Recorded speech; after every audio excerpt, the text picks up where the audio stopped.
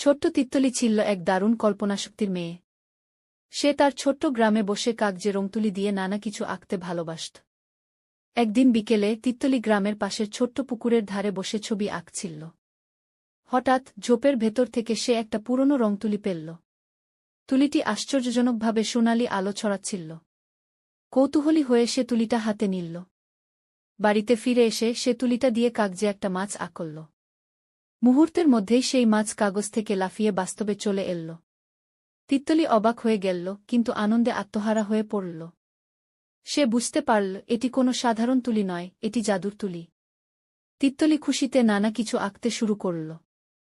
সে গরিব প্রতিবেশীদের জন্য খাবার আঁকত, আর খাবার সত্যি হয়ে যেত। গ্রামের এক ধনী ও লোভী ব্যবসায়ী ভাবল, যদি সে তুলিটি পেয়ে যায় তাহলে প্রচুর ধনসম্পত্তি বানাতে পারবে। একদিন সে তিত্তলিকে ডেকে মিষ্টি কথা বলে ফাঁদে ফেলার চেষ্টা করল। সে বলল, তিত্তলি, তুমি তো খুব দয়ালু মেয়ে। তুমি যদি আমার জন্য কিছু সোনার মুদ্রা আঁকো তাহলে আমি গরিবদের সাহায্য করব। তিত্তলি প্রথমে রাজি হয়নি, কিন্তু ব্যবসায়ীর অনুরোধে সে কিছু সোনার মুদ্রা আঁকল। মুহূর্তের মধ্যে সেটি বাস্তবে পরিণত হল। লোভী ব্যবসায়ী খুশিতে লাফিয়ে উঠল। সে তিত্তলির হাত থেকে জোর করে তুলিটি কেড়ে নিল। ব্যবসায়ী এবার নিজেই ছবি আঁকার চেষ্টা করল, কিন্তু সে যা আঁকত তা ঠিকমতো বাস্তবে আসত না।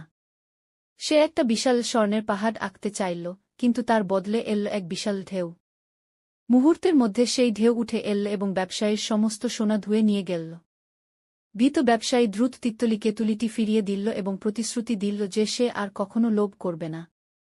তিত্তলি খুশি মনে তার তুলিটি ফিরে পেল এবং প্রতিজ্ঞা করল যে সে এটি কেবল ভালো কাজের জন্য ব্যবহার করবে। এরপর থেকে তিত্তলি গরিবদের জন্য ঘর, খাবার ও জামাকাপড় আঁকতে লাগল। তার তুলির জাদু শুধু বস্তু তৈরি করত না, বরং ভালোবাসা ও দয়াও ছড়িয়ে দিত।